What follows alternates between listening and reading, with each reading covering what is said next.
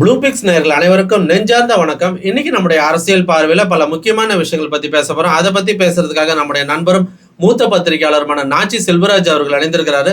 வணக்கம். வணக்கம். Sensitive news எடுக்கிறது நம்மளோட ஸ்டைல.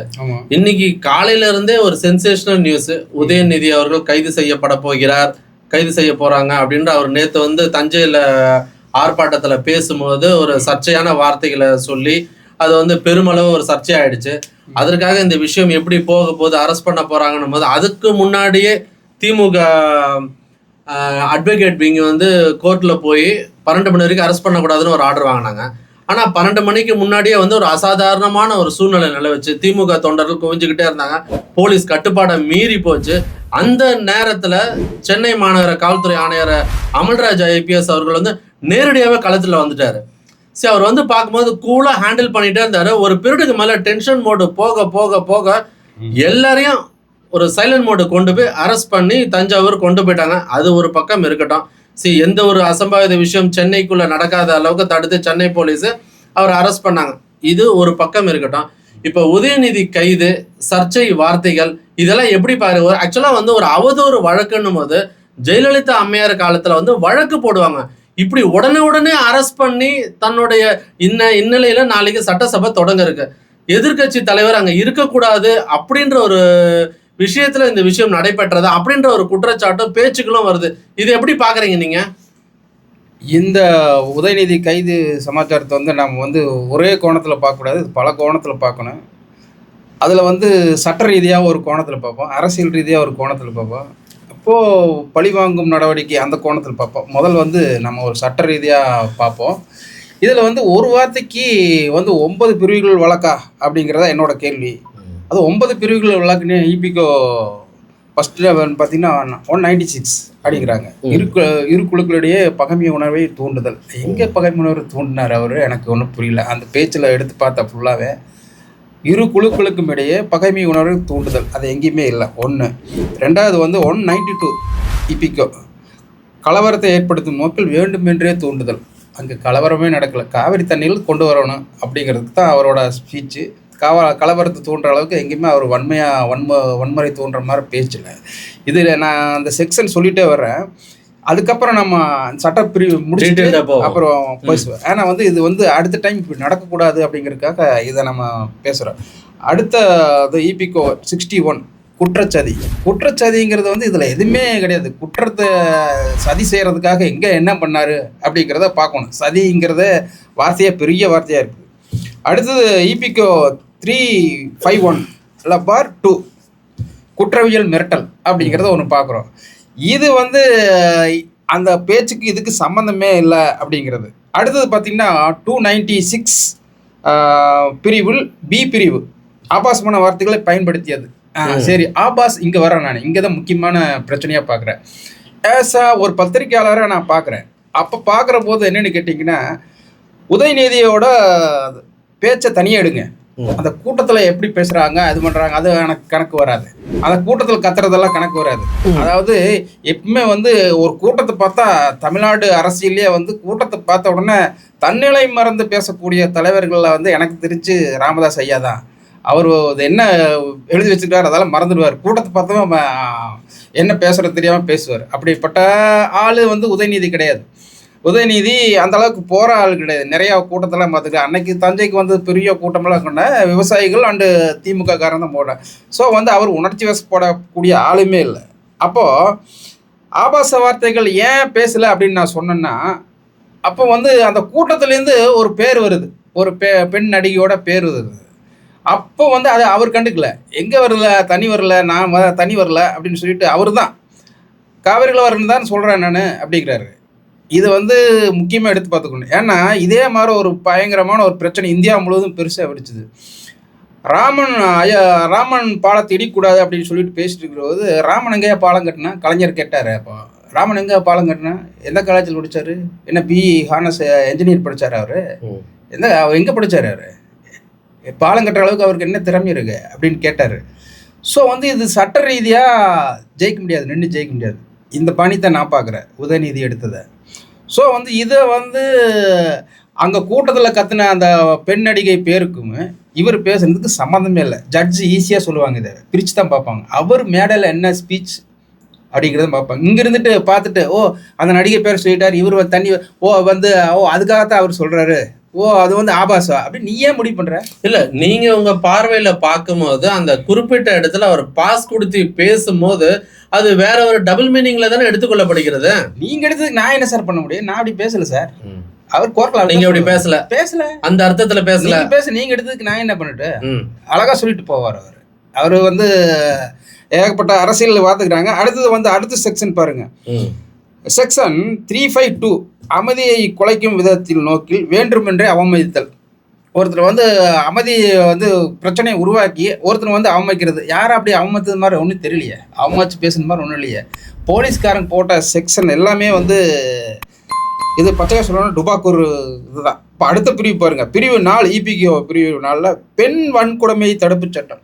இது எங்கெங்கே வந்துச்சு? பெண் வன்கொடுமை தடுப்பு சட்டத்தில் எங்கே அவர் கைது பண்ண, அவர் என்ன பேசினார்? இதைத்தான் லைவ்ல பார்த்துட்டு இருக்கிற போது சரவணன் உட்காந்துட்டு இருந்தாப்புல, உதயநிதி கிட்ட பேசிட்டு இருக்கிற போது சரவணன் சொல்லி இந்த வன்கொடுமை சட்டம்னு சிரிக்கிறாம. சரவணன் நண்பர் தான் அவரு, ஓகே இருக்கட்டு. உதயநிதி பக்கத்தில் உட்காந்து சிரிக்கிறாப்புல. ஓ என்ன இந்த செக்ஷன் எல்லாம் போட்டிருக்கீங்கன்ட்டு அதை டிஎஸ்பி பக்கத்தில் நிற்கிறார். அவருக்கு சிரிக்கிறதா அழுகிறதான்னு தெரியாம இதெல்லாம் லைவ்ல பார்க்குறேன். ஏன் நம்ம வந்து எத்தனையோ இந்த மாதிரி கேஸுகளெல்லாம் பார்த்துட்டு இருக்கோம். இது ஆக்சுவலாக இது வந்து ப்ரீ பிளான்டாக தான் இருக்குல்ல. காலையில் 6 மணிக்கே தஞ்சையிலேருந்து டிஎஸ்பி வந்துட்டாங்க. சென்னை போலீஸ் ஒன்றும் புதுசாக எல்லாம் அது உருவாக்கல, தஞ்சையில் ரெடி பண்ணிட்டாங்க இந்த கேஸை ஃபைல் பண்ணணும்ட்டு. காலையிலேயே வந்து சென்னை போலீஸும் நிற்கிறாங்க, தஞ்சை போலீஸும் நிற்கிறாங்க. இதில் அடுத்து ஒன்று பாருங்க, செக்ஷன் சைபர் கிரைம்ல வந்து பிரிவு 67 ஆபாசமான உள்ளடக்கத்தை மின்வடிவில் பரப்புதல். இவர் எங்கே போய் பரப்புனாரு என்ன பண்ணாருன்னு தெரியல. உதயநிதி போட்டு வலைதளங்களால பரப்புன்னு சொன்னாரா? இது என்ன செக்ஷன்? இதெல்லாம் நிற்கிறதா?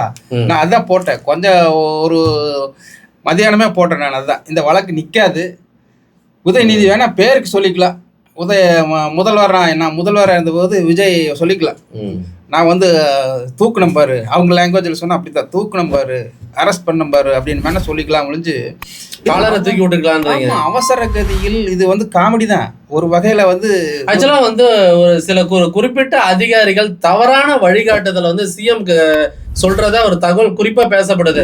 அதாவது முதல்வர் விஜய் எடுக்கிற சில நடவடிக்கைகள்ல அதிருப்தி ஆகிற சில அதிகாரிகள் இந்த மாதிரி எல்லாம் பண்ணலாம், இந்த மாதிரிலாம் பண்ணலான்னு ஸ்கெட்ச் போட்டு கொடுக்கறதா ஒரு தகவல். அதையும் கூட நான் பார்த்தேன், அவங்க வலைதளங்கள்ல, சமூக வலைதளங்களே பார்த்தேன். அப்போ போலீஸ் போய் அவங்க சொல்றாரு, உதயநிதி அதாவது சிஎம் விஜய் கிட்ட சொன்னதாகவும், சிஎம் வந்து அரெஸ்ட் பண்ணுங்க, நான் என்ன வேணாலும் பின்னாடி தமிழ்நாடு முழுவதும் என்ன நடக்குன்னு எனக்கு தெரியும், நான் பார்த்துக்கிறேன் அப்படின்னு அவர் சொன்னதாகவும், அது சமூக வலைதளங்களை அவங்கள இதில் விடுறாங்க வெளியே. இது என்ன காமெடியான ஒரு செயல்கள்னு தெரியல. அவர் கைது பண்ணுன்னா தமிழ்நாடு முழுவதும் வந்து பிரச்சனைகள் வெடிக்கும், வன்முறை வெடிக்கும், அதுக்குண்டான வேலையை நான் பார்த்துக்கிறேன் அப்படின்னு சொன்னால், இது வந்து ஆஸ் ஒரு சட்ட ரீதியாக காவிரி பிரச்சனையை வந்து இன்றைக்கி எவ்வளோ பெரிய சென்சிட்டிவாக போயிட்டுருக்கிற விஷயத்தில் ஒரு மாநிலத்திலேருந்து இன்னொரு மாநிலத்திற்கு ஒரு சென்சிட்டிவான விஷயத்தை பேசுகிற போது அங்கே வந்து ஆரம்பத்தில் வந்து முதல்வர் பேச மாட்டாங்க. எனக்கு வந்து கர்நாடக முதலமைச்சர் டிகே சிவகுமாரும் விஜயும் பேசிக்கிறது, வடகத்தை விடுறது சரியான காமெடியாக இருக்குது. 2 பேருமே முட்டாளுகளா அப்படிங்கிற மாதிரி தோணுது. ஏன்னா உதயநிதியும் இந்த கைதை காமெடியா பாக்குறாருன்றீங்க, நீங்களும் வந்து காமெடியா பேசிட்டு இருக்கீங்க. இல்லை, இது என்னன்னா ஒரு சென்சிட்டிவான மேட்ரு அடுத்த மாநிலத்துக்கு பேசுற போது தலைமைச் செயலாளர்னு ஒருத்தர் எதுக்கு இருக்கிறாரு, அவரு தான் முதல் லெட்டர் எழுதணும். இப்போ இங்கிருந்து தமிழ்நாடுலேருந்து ஒரு லெட்டர் எழுதி தலைமைச் செயலாளர் எழுதி அங்கே தலைமைச் செயலாளர் முதல்வருக்கு அந்த லெட்டர் பாஸ் பண்ணி, அது புரோட்டோகால், அதுதான் பேசணும். இவங்க 2 பேரும் ஃபோன் எதுக்குங்க பேசுறாங்க? அது ஏன் சமூக வலைதளத்தில் இதைத்தானே முட்டாள்தனங்கிறேன் நான். நீங்க லெட்டர் எழுதுறது தானே கிண்டல் பண்ணீங்க உங்களோட தேர்தல் பரப்புரையில. இல்ல, அது சொல்ல வரல நான். இப்போ 2 பேரும் மீட் பண்றாங்க சார். அப்படி மீட் பண்ற போது என்ன விஷயம், முதல்ல புரோட்டோகால் பிரகாரம் நீ வந்து அதாவது தலைமைச் செயலாளர், உள்துறை செயலாளர் 2 பேரும் லெட்டர் எழுதி அதுக்கு உண்டான விஷயங்கள் அங்கே வந்து கரெக்டாக இருக்குதா, சட்டம் ஒழுங்கு, நான் வரலாமா அப்படின்னலாம் கேட்டுட்டுலாம் பண்ணணும். நீங்கள் ஒன்றுமே இல்லாமல் நீங்கள் வர வேண்டாம், அங்கே வந்து நடந்துட்டு இருக்குது. எவ்வளோ காமெடியாக இருக்குது, என்ன அரசியல் அது என்ன. ஆனால் முதல்வர் விஜய் வரேன்னு சொன்னோன்னு தண்ணி திறந்து விட்டாங்கல்ல, இதுதானே சமூக வலைத்தளங்கள் அப்படிதானே பரப்பிட்டு இருக்காங்க. தண்ணி திறக்கல, தலைக்காவேரியில் வந்து அங்கே வந்து தண்ணி மீட்டு அங்கே இருக்கிற தேவைகளை தாண்டி போயிட்டு இருக்கு, கொள்ளளவை தாண்டி போயிட்டு இருக்கும் போது அப்புறம் அந்த சிவகுமார் சொல்றாரு முதலமைச்சர், இது வந்து நம்ம திறந்து விடலைன்னா நம்ம நாட்டு மக்களை அடிச்சுட்டு போயிரு தண்ணி அப்படிங்கிறாரு. ஓப்பன் ஸ்டேட்மெண்ட் விடுறாரு. அதனால நீங்க பொறுத்துங்க, இயற்கை யாரும் தடுக்க முடியாது, நமக்கு தேவையான தண்ணீர் இருக்குது. ஆனா இங்க இருக்கிற மக்களுக்கும் சோசியல் மீடியாவை விரும்பி பாக்குறவங்களுக்கும் விஜய் சார் அங்க வரேன்னு சொன்னா பயந்துட்டாங்க. அவர் வந்த உடனே தண்ணி வந்துருச்சு அப்படின்ற மாதிரில ஃபயர் கிளம்புறாங்க. விஜய்க்கு வந்து 4 தலை இருக்கு, 18 கால் இருக்குது, 13 கை இருக்குது, பயந்துட்டாங்க அவங்க. விஜய் சராசரி மனிதன் தானே. அவர் குரோமோசான்கள் விஜய் சிவகுமார் கேட்கிற குரோமோசான்கள் இவருக்கும் இருக்கு. அநேகமா நீங்க அவதூறு வழக்குல போற மாதிரி இருக்கும் போல இருக்கு. நான் வந்து சயின்டிபிக்கலா சொல்றேன், இது உண்மையும் சொல்றேன். அண்ணா ரெடி என்னத்துக்கு பத்திரிக்கையில எல்லாம் பாத்துக்க, அதான் சொன்னனே பாத்துக்கலாம். ராமன் வந்து பாலம் கட்டினதுக்கு 15 நாள் பாத்துக்கலாம். ஆமா, என்னதான் இருப்போது பாக்காத நம்ம அடிச்சடியால பாக்காததா போகாத வந்த வழக்கு எல்லாமே பாத்துருக்கோம். அப்படி கிட்ட இருந்தா பாத்துருக்கோம். வழக்குன்னா வழக்கு இல்ல. பிரேமலதா விஜயகாந்த் அவர்கள் சொல்லியிருக்காங்க, அதாவது இந்த மாதிரி அவதூறா பேசுறாங்கன்னு சொல்லிட்டு எல்லாரையுமே அரெஸ்ட் பண்ணா எப்படிங்க? எல்லா விஷயங்களையும் அதாவது தட்டிட்டு போன இவர் சொன்ன மாதிரி லெஃப்ட் ஹேண்ட்ல டீல் பண்ணிட்டு போலாம்ல. இதுக்கு எதுக்கு தனி கவனம் செலுத்தி? இன்னைக்கு ஆக்சுவலா வந்து இன்னொரு விஷயம், நாளைக்கு சட்டசபை பட்ஜெட். ஓகே, பட்ஜெட்ல நீங்க வந்து மாமன் சீரு இதெல்லாம் வருமா, 6 சிலிண்டர் வருமானு மக்கள் வந்து மறந்துட்டாங்க. நீங்க வந்து அழகா ரோட் ஷோவும் இந்த ஷோவும் கரெக்டா பண்ணிட்டு இருக்க. இருங்காட்டுக்கோட்டை எப்படிங்க, என்ன விஷயத்துல நீங்க எப்படி பாக்குறீங்க அத? இல்ல, அதத்தானே வந்து அந்த மேடையிலேயே சொல்றாரு உதயநிதி. நம்ம வந்து ஒரு முக்கியமான விஷயத்தை கொண்டு வரபோது இவர் வந்து ரோட் ஷோ நடத்தியும் எல்லா இடத்துக்கும் மக்கள் கிட்ட பார்த்தோம், இல்லை அங்கே வந்து நான் வந்து ஆய்வு நடத்துறேன்னு சொல்லியும் அப்படியே மக்களை திசை இருப்பாரு. ஆனால் இவர் பண்ணுற விஷயத்துங்கள் எல்லாம் மறைச்சிடுறாரு அப்படின்னு சொல்லிட்டு ஒரு ஆப்போசிட் பார்ட்டி லீடராக வந்து அவர் சொல்றாரு. அதைத்தான் நம்ம பார்க்கணும். அதையும் பார்க்கணும், இதையும் பார்க்கணும். இவர் சொல்லி அவர் கேட்குறாரா, அவர் சொல்லி இவர் கேட்குறாரான்னு தெரியல. ஆனால் நடக்கிறது உண்மைதானே. ஆனால் இவர் காட்டின இந்த வேகத்தை திமுக வந்து கரூர் சம்பவத்தில் அந்த எந்த வேகத்தையும் காட்டல. அதையும் இப்போ இன்னைக்கு உணர்ந்திருப்பாங்க. ஆனால் நம்ம சான்ஸ் கிடச்சி விட்டோமேடா அப்படின்னு சொல்லிட்டு அவங்க உணர்ந்திருப்பாங்க. 41 பேரத்தை கொண்டுட்டு நீ ஓடுற. அப்போ ரிப்போர்ட்டர்ஸ் எல்லாம் கேட்குறாங்க, சார் 41 பேர் செத்துட்டாங்க சார் அப்படிங்கிறா. இல்லை, அப்போ 41 பேர் சரிங்க. விஜய் வந்து ஒரு ஸ்டாருங்க, அப்போ போயிட்டாரு. இந்த புசி ஆனந்தெல்லாம் எங்கெங்க போனாங்க? ஆதவ அர்ஜுனால இப்ப பேசுறாங்கல்ல, போலீஸ் தான் காரணம் அப்படி இப்படின்னு தௌலத்தா பேசுறாங்கல்ல. இல்லை, இன்னைக்கு அது உணர்வாங்க. எனக்கு நம்ம கைது பண்ணிருக்கணுமே, கைது பண்ணா முட்டுட்டோமே அப்படின்னு சொல்லி திமுக இன்னைக்கு உணர்ந்திருப்பாங்க. ஏன்னா அதவே சொல்லுவாங்க தாவேக்கா, நான் வந்து அன்னைக்கு நீ கைது பண்ணியிருந்தீங்கன்னா நாங்கள் 180 இடத்துல ஜெயிச்சிருப்போம் அப்படின்னால சொல்லலாம். சொல்றதுக்கெல்லாம் நல்லா இருக்கு. ஆனால் அன்னைக்கு வந்து ரைட்ஸ் இருந்துச்சு, திமுகவுக்கு விஜயை கைது பண்றதுக்கு ரைட்ஸ் இருந்துச்சு.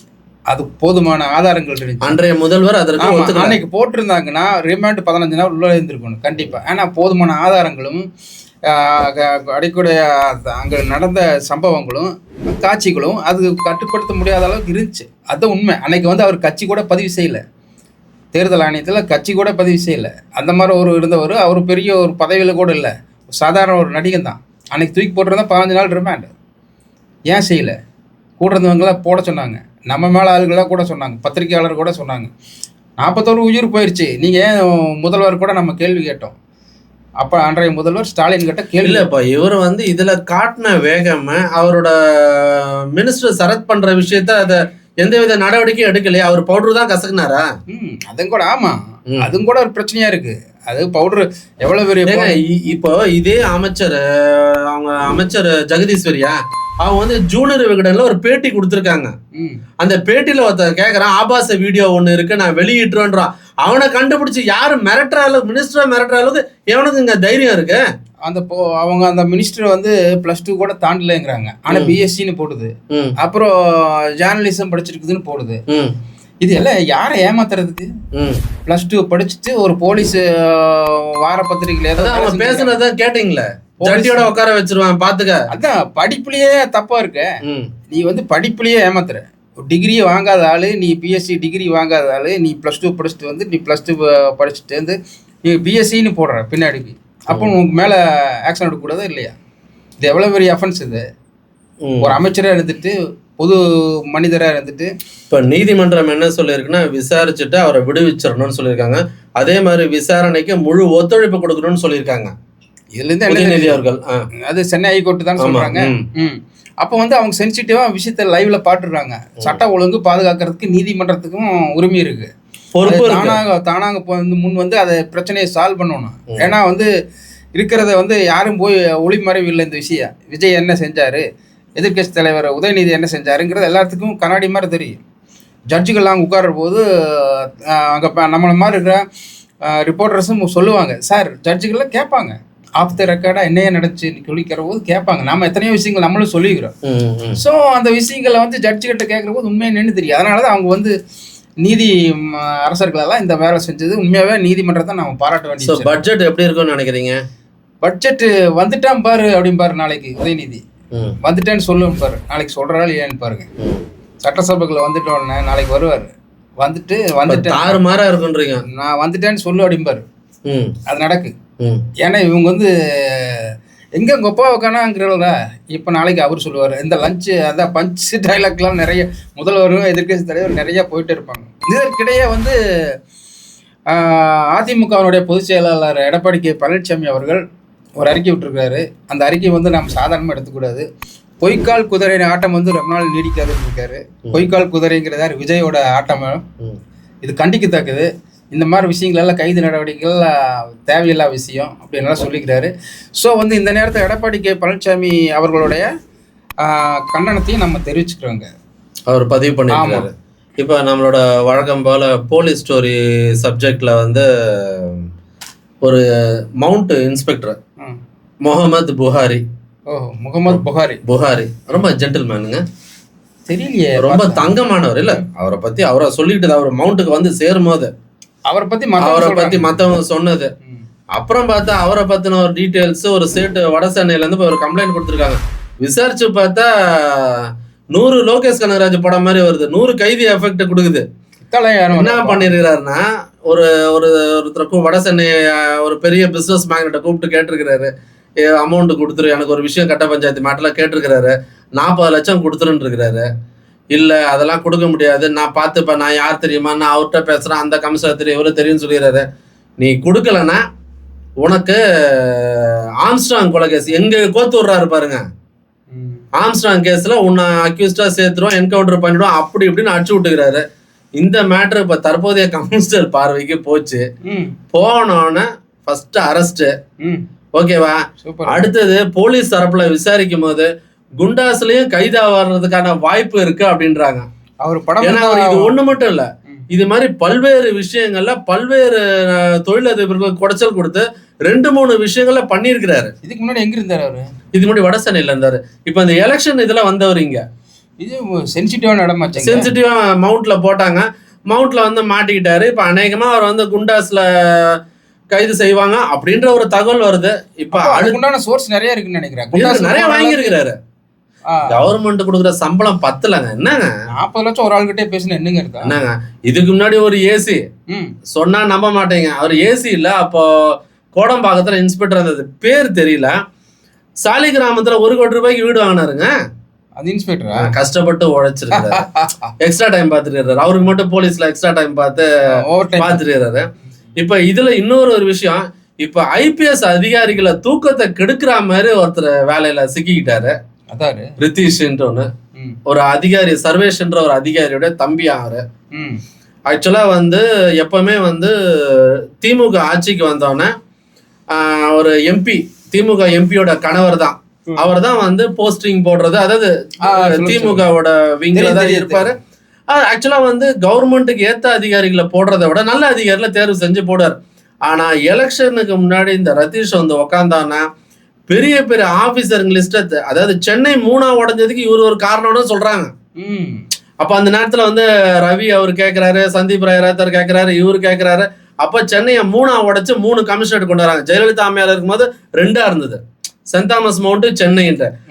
அதை திருப்பியும் 1ஆக்கி இப்ப திருப்பியும் அதை 3 ஆக்கிட்டாங்க. இதெல்லாம் ஒரு பக்கம் இருக்கா. ஒரு முக்கியமான நேர்மைக்கு பேர் பெற்ற ஒரு அதிகாரிங்க, டிஜிபி ரிட்டையர்ட் ஆயிட்டாரு. அதுவும் அது என்னது குண்டு வெடிப்பு, கோவை குண்டு வெடிப்புல முக்கியமான குற்றவாளிய சுட்டுத்தளத்துல முக்கியமான அதிகாரி. அவர் ஒரு விஷயத்துல என்கிட்ட டைரக்டாவே சொல்லிருக்காரு, ஒரு சின்ன பையன் எப்படி ஒரு ஏடிஜிபி ரோல், அப்ப ஏடிஜிபி அவரு, ஏடிஜிபி ரோல் அவன் எப்படி ஜட்ஜ் பண்ணுவான், யார் யார் எந்த கேட்டகரியில இருக்காங்கன்னு வேலை செய்வாங்க தெரியுமா?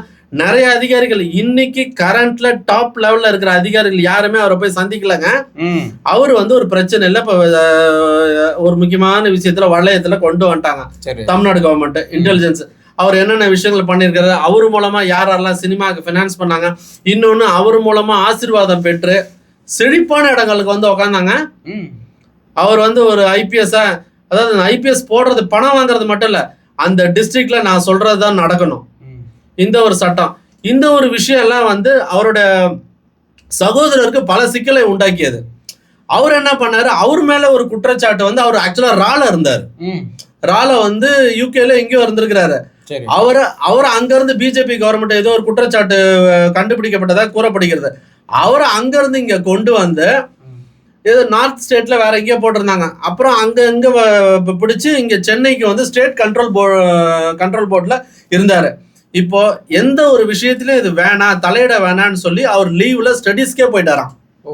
ஆனா இப்ப ரித்தீஷ் கூட இருந்தவங்க யாரெல்லாம் பேசினாங்க, எந்தெந்த விஷயங்கள் பண்ணி கொடுத்தாங்க. அதாவது நீங்க இந்த மாவட்டத்துக்கு வரீங்கன்னா, என் ஊர்ல இத்தனை லாரி, 20 லாரி தான் ஓடுனா 40 லாரி ஓடும், மணல் இது ஓடும், சொல்ற விஷயங்கள் நடக்கணும். ஸோ இந்த மாதிரி விஷயத்துல தூக்கத்தை தொலைச்ச அதிகாரிகளோட லிஸ்ட் ஜாஸ்தி ஆயிட்டே போதான். ஸோ அதனால இப்ப இருக்கிற அதிகாரிகளுக்கு வந்து யார்கிட்ட வச்சுக்கிறது, யார்கிட்ட வச்சு கூடாதுன்னு இப்ப புரியலையா. இப்ப உதயநிதி அரெஸ்ட்லயே வந்து இப்ப அதே மாதிரி அதிகாரிகள் என்ன பேசிக்கிறாங்கன்னா, யாரு பக்கம் நாங்க சப்போர்ட் பண்றதுன்னு இப்ப புரியல, நாளைக்கு என்ன நடக்கும்னு தெரியல, இவங்கள நம்பி இவங்கள போய் இவங்க அரெஸ்ட் பண்ணுன்றாங்க, இவங்க அவங்கள போய் அரெஸ்ட் பண்ணுன்றாங்க. ஸோ இது போன்ற விஷயங்கள் இருக்கு.